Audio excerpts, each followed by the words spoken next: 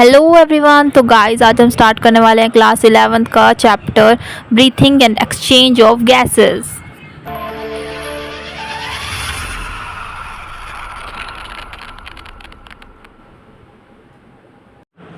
तो दोस्तों चैप्टर का नाम देख के तो समझ में आ ही गया होगा ना कि इस चैप्टर में क्या पढ़ने वाले हैं। या यू आर राइट, हम पढ़ने वाले हैं इस चैप्टर में ब्रीथिंग के बारे में और इसके एक्सचेंज के बारे में। तो जैसा कि हम सबको पता है, जो एटमॉस्फेयर है उसके अंदर दो टाइप की एयर्स मेनली होती है, O2 एंड CO2। O2 को हम लेते हैं और CO2 को हमारे पेड़ मतलब ट्रीज़ लेते हैं, और इसी से ही हमारा पूरा रेस्पिरेशन सिस्टम बनता है। अब देखते हैं ज़रा, जो रेस्पिरेटरी ऑर्गन्स होते हैं उसमें कौन कौन से एनिमल कौन से पार्ट से रेस्पिरेशन करता है।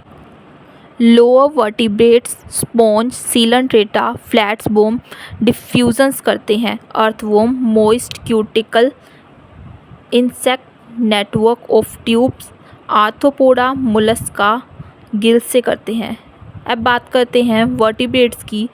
Fish gills, amphibians reptiles birds mammals lungs and amphibians frogs moist skin.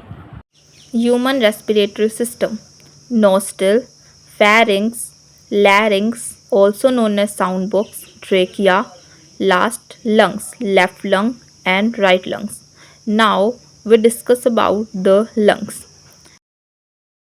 So start with larynx, then trachea.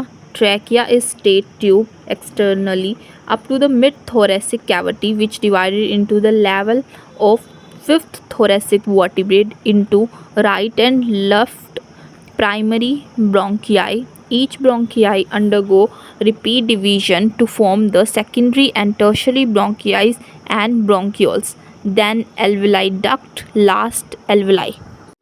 The part starting with the external nostril up to the terminal bronchi consists the conducting part, whereas alveoli and their duct form the respiratory or exchange part of the respiratory system. Mechanism of breathing. It's involved two stages, inspiration and expiration.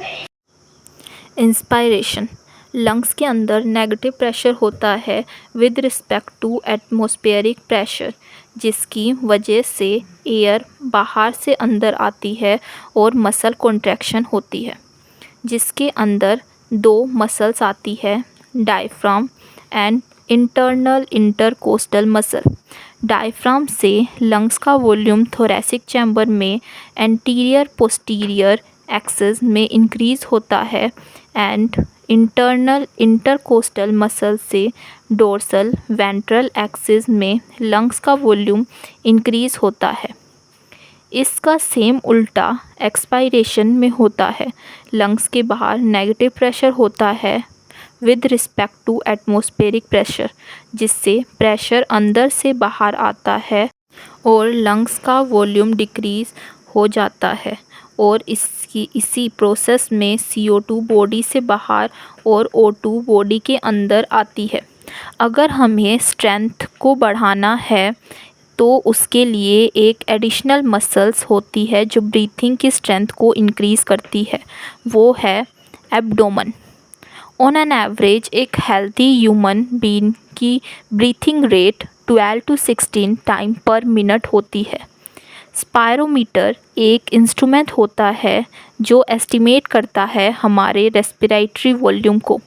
Now next topic is respiratory volume and capacities.